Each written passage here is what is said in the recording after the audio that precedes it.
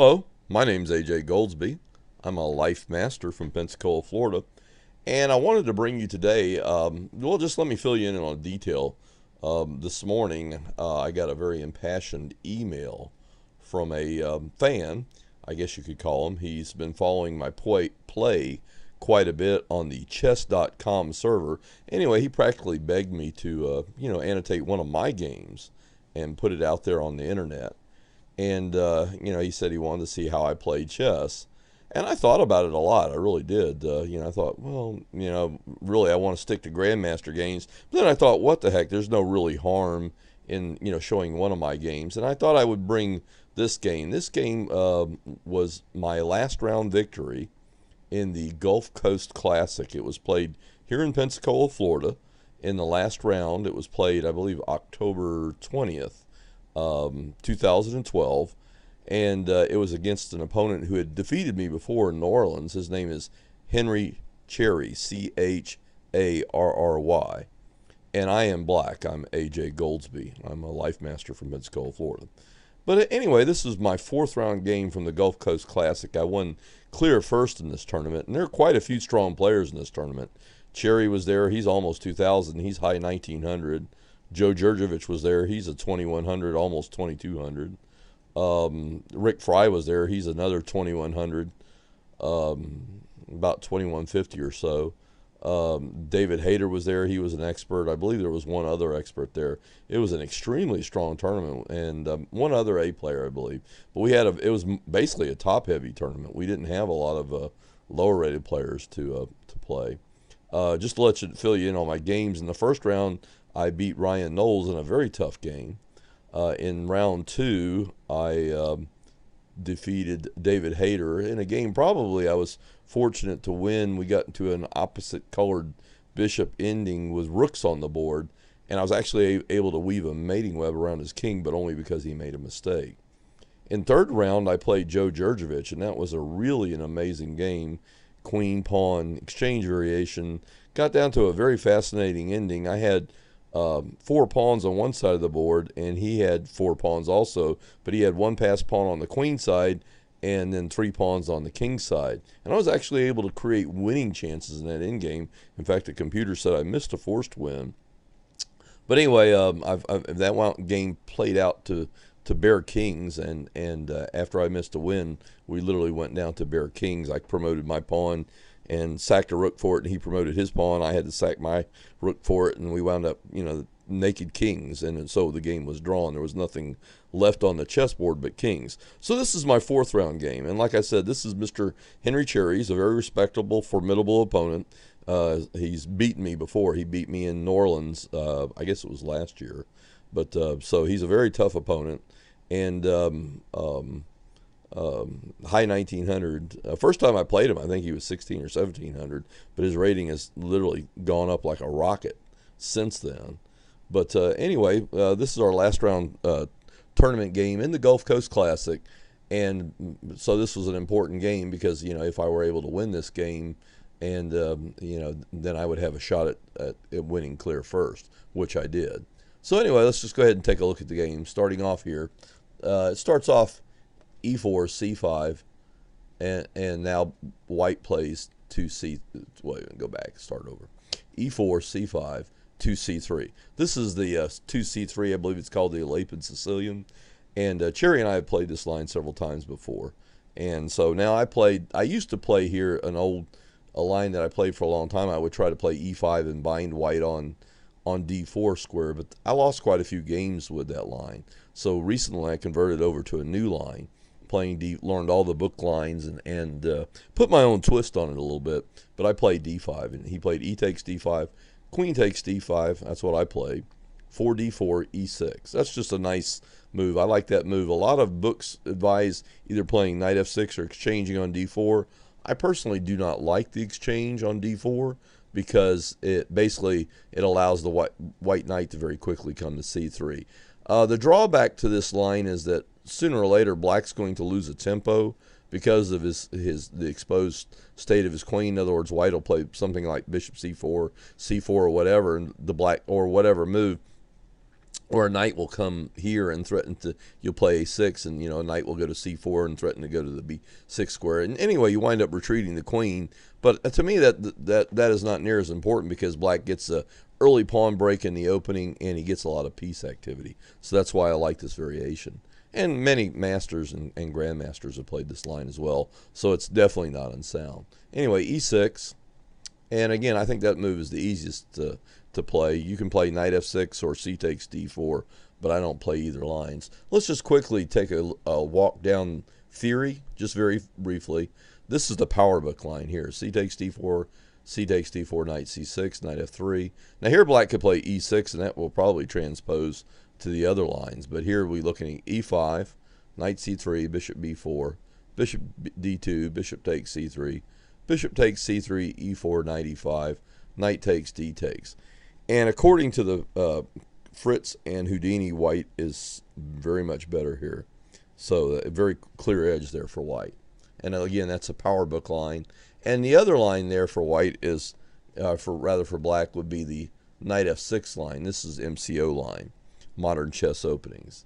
N6, knight f3, e6, bishop d3, bishop e7, castles, 8, bishop e3, c takes d4, c takes d4, knight c6, knight c3, queen d6, a3, b6. And black has a playable game. Maybe white has a tiny advantage, but that's normal for any well-played opening. Also, too, white has to be concerned here because he has an isolated pawn, and black can just blockade. He can play bishop b7, put both of his knights, aiming at the d5 square. That's the general idea. But white has an isolated pawn, and black is playing against it. It's not a one position for black or anything close to it. In fact, the computers generally give a tiny edge here to white.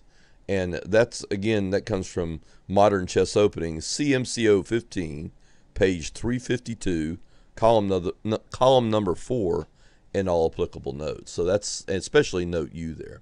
So that basically takes us care of theory there. But again, let's just run through the opening again. E4, C5, C3, D5. I like that because black gets his early pawn break. E takes, queen takes, D4, E6. I like that move just because the queen's protected. If white plays pawn takes pawn, black can exchange queens and play bishop takes pawn. Probably the only drawback to this whole variation for black is that oftentimes after an early c takes and the queens come off, white has a queenside majority, which means that basically, black has to be careful about the endgame because that white will have a queenside majority in the endgame. Knight f3. Now basically both sides are just going to develop their pieces. Knight f6, 6, knight bd2, knight c6, bishop c4, queen d8, knight b3. That's a good move.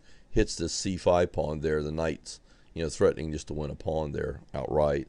So c takes, knight takes, bishop d7. That's so I don't get an isolated pawn on c6. Black castles, a6. That was mainly played to stop knight b5. I was not thinking about playing b5 really anytime soon. Now, according to all the engines, white has a small but very solid edge here in this particular position. And now white plays a4. Now, I think what white is saying is he's basically putting a permanent kibosh on black's idea of ever playing b5. But I wasn't really interested in playing b5 anytime soon because that would have just created weakness in giving white levers to attack a4 and c4 to attack the b5. The b5 a6 pawn chain. So like I said, I wasn't really interested in playing that move, and therefore that means that if I really wasn't going to play b5, maybe a4 is just a waste of time and a loss of tempo. Fritz recommends, rather than a4 here, I think Fritz recommends bishop f4, and the Houdini recommends, instead of a4, queen e2 there, instead of a4, queen e2. So anyway, but white played a4 there. Again, that does stop the b5 idea. Rook c8, queen e2, bishop e7, bishop f4, black castles, rfd1. Now here white has a small but enduring advantage. He has a little bit more space, and he's also completed his development where black is still trying to catch up in his overall development. Additionally, black, once more, we see the same idea, White has a queenside pawn majority. If black cannot find an adequate means of neutralizing white's pawn majority, then an endgame, white's queenside pawn majority, especially king and pawn ending, could basically be a win for white or a very big advantage for white. So black has to be very careful about not going to an ending too soon. Black plays queen e8 here.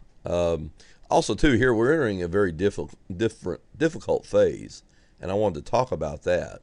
And basically, black's entering a very dangerous territory. White has completed his development and has begun middle game operations. Meanwhile, black is simply struggling just to catch up and complete the overall mobilization of his army. In my experience, during such a phase as this, in other words, one side to be completely ahead and done with their development and already started middle game operations, while the other side is basically trying to finish the opening, complete their development, it's common during a phase like that for black to suffer a catastrophe. So black has to be very, very careful here and make sure nothing really bad happens to him. Queen e8, that's to get off the file. He's going to take here, and I want to be able to take on my bishop, but I can't do that if my queen's sitting on d8. White plays a5. This is a nice move. Kind of fixes that. You got one pawn there holding back two.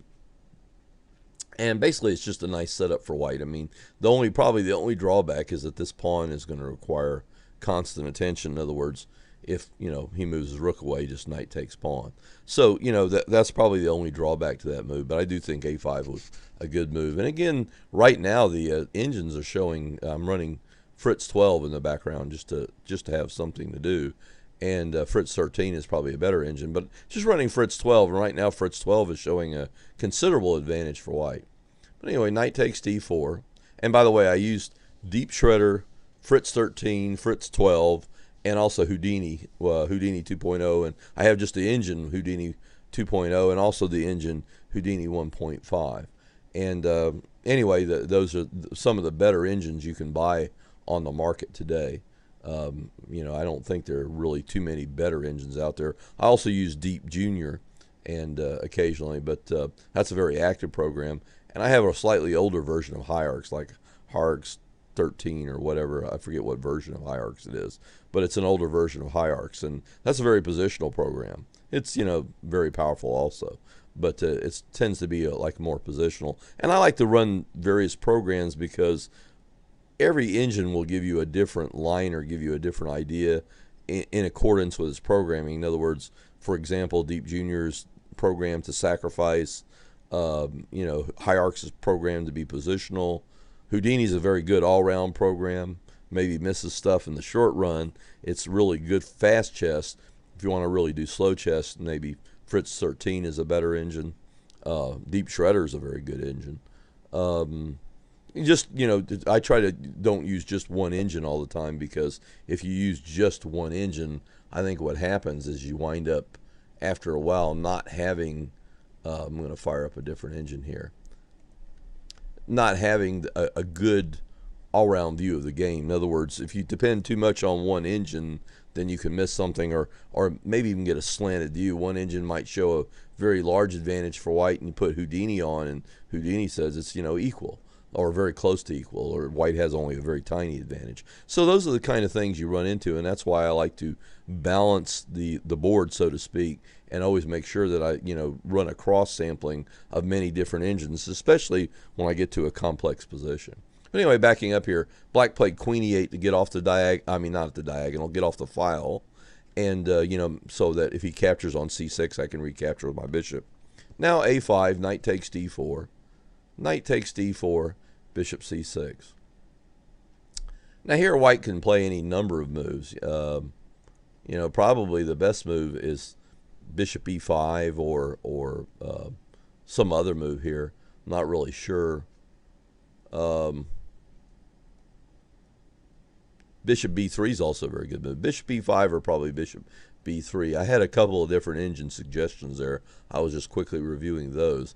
But anyway, my honest thoughts about this position, bishop c6, was I was offering a sack here. I didn't really think white could take it, and I thought what would happen in a lot of our games in the past, at a key position, my opponent would think a long time and then bypass a possible sacrifice and then at the end of the game, he'd always wind up being short of time, and I would be able to exploit that. And I thought that's what was going to happen here. However, he surprised me. He thought for 10 or 15 minutes and went ahead and made the sacrifice. So that was the really fun thing about this game. So white goes ahead and sacks on e6. Knight takes e6. F takes e6. Bishop here, check. Black's got to go rook f7. If you go in the corner, just bishop takes rook, queen takes bishop, and then queen takes e7. So rook f7 was absolutely forced. Rook e1. Now he's threatening to play, bishop takes either rook and win a bishop here. So, that forces me to play bishop f8. Rad1. Again, white's got all of his pieces pointing at center. Now I go king h8. I give that an exclam. I said, my idea here was force white to make a decision. Hope he captures on f7, and that was clearly inferior here. I'd set some traps. I'm not even bothered to analyze all the little cute little things I saw because white makes a correct capture. Bishop takes c8, exclam. All right. Queen takes c8. And now bishop d6. That's just basically wrong on principle. The general rule of thumb is that whenever you're behind in material or you're defending an inferior position, you should try to keep as much material on the board unless the alternatives are just, clearly worse. In other words, you're going to be mated or lose material, and so you're forced to make an exchange. Sometimes that happens. But the general rule of thumb is that if you're behind in material or you're defending an inferior position, you have to keep as much material on the board as possible. And so here white swaps off, and that's probably bad because now the rooks are just, white's left with a queen and two rooks, and the rooks are not really, they're kind of clumsy defenders in this position. So h6, that gives me back rank luft. In other words, it gives my king luft, so it gives an escape square on h7, so I'm not constantly threatened with checkmate.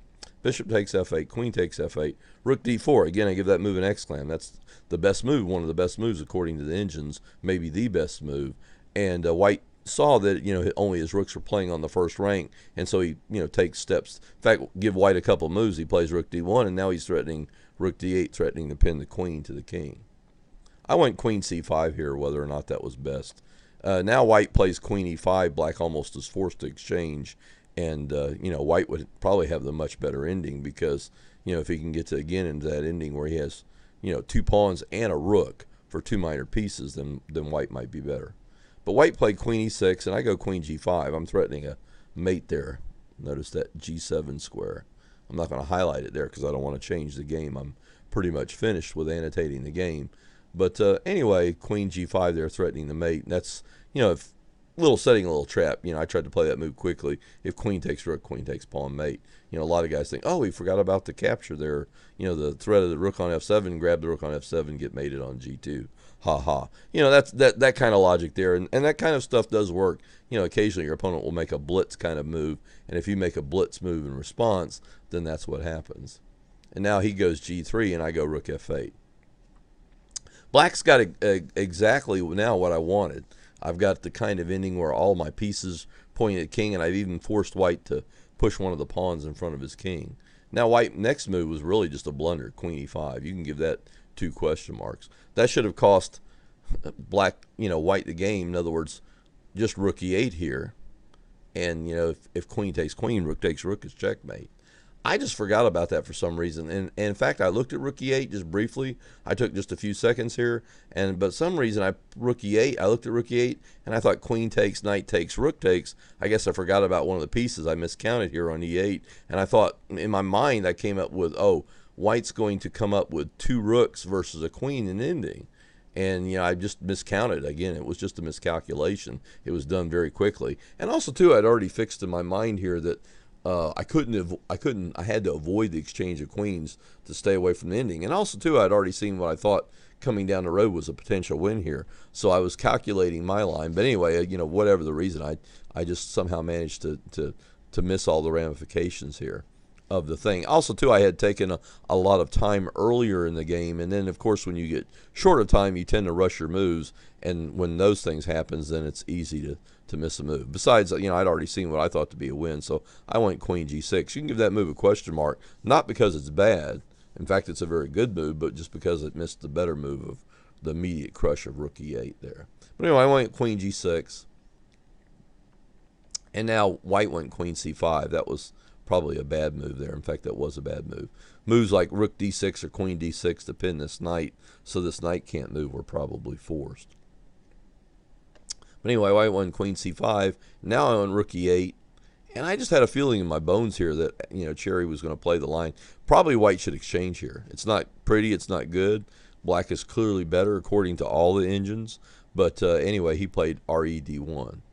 And, again, I had a feeling, I had this, it was almost unexplainable. I just was almost certain that he was going to play that move. And he thought quite a bit for playing that. And so anyway, RED1, and now knight e5. Knight e4 rather. Knight e4 exclam, that hits the white queen c4, just about forced. Everything else just lost thing. And now queen f5. Now here I had two moves that won. Knight g5 immediately won, and knight takes f2 immediately won. Knight takes f2 is really pretty. Let's just go ahead and look at that. Knight takes f2. White has to play queen f1, and now knight takes d1, and black's just going to be ahead of piece in the end game.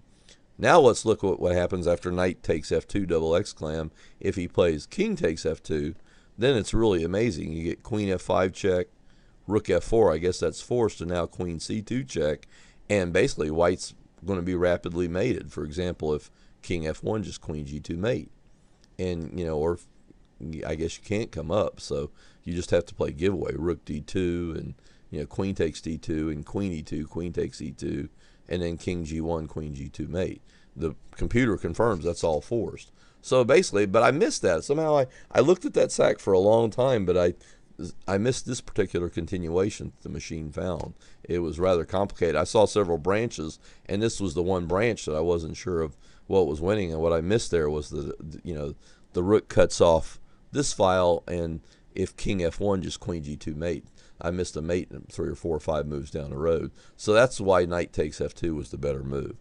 But anyway, going back to this key position, black plays knight e4, queen c4. Now, as I said, black has two moves that are just winning easily here. Knight takes f2 double exclam, and also knight g5 double exclam.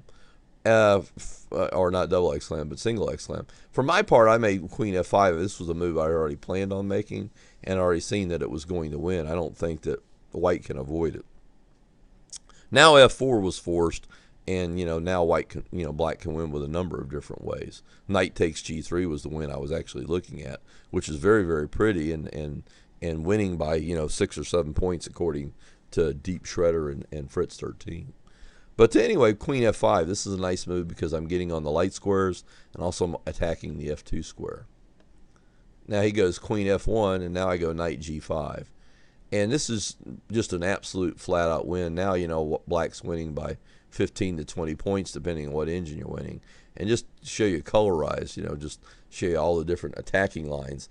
This makes it very clear that white's rooks aren't attacking anything. They look nice, just eyeballing them. They look really pretty, but they're just doubled. They're not attacking anything. Meanwhile, black's threats are just overwhelming. It's all about the king here. And, basically all of black's pieces are pointed at the king or right squares very close to the king. So anyway, knight g5 is just winning out right. Again, white played queen f1, knight g5, and now f4, and now knight h3 check. And here, Charry resigned because he's going to have to give up his queen for the knight. In other words, if just pretend for a minute that the queen were on d1 and the rook's on f1, then this knight h3 would be a checkmate. And the white king has no escape squares, so in this position, white, by the rules of chess, must give up his queen for the knight. In other words, he's got to get out of check, and after queen takes knight, queen takes rook, of course, it's an easy win for white. In fact, white's winning by 20 points there, or some points, some of the engines even go into mate finder mode. So basically, that was the game here. Charry resigned. I won clear first in the Gulf Coast Classic. And that pretty much concludes my coverage of this game. Again, this is for the fan that asked me to go ahead and show at least one of my games, and I decided to pick one, and I annotated it pretty thoroughly before I even tried to do the video. And thank you for watching my video.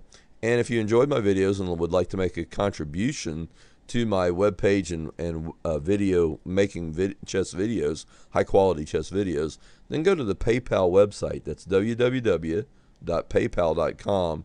And my email there is lifemasteraj@yahoo.com, and you can just use my email and make a contribution, and that would be greatly appreciated. You don't have to. I'm just saying if you wanted to and wanted to support my web page building efforts, and also my efforts to make some of the highest quality chess videos, out there, because a lot of guys are just bashing these things out quickly or looking at speed games played on the internet. For the most part, I try to stick to well-known grandmaster games or games by the top grandmasters. And also too, before I even attempt to do a video, I always thoroughly annotate the game with Fritz and Shredder, Deep Shredder, and Houdini and all the engines first. Sometimes I'll literally can spend a week or 2 weeks on one single game, and then I'll do my chess video after I've thoroughly annotated the game. So I think that probably, and a lot of times when I'm doing a web page, I also have a web page. The web page complements the video, and there's not very many other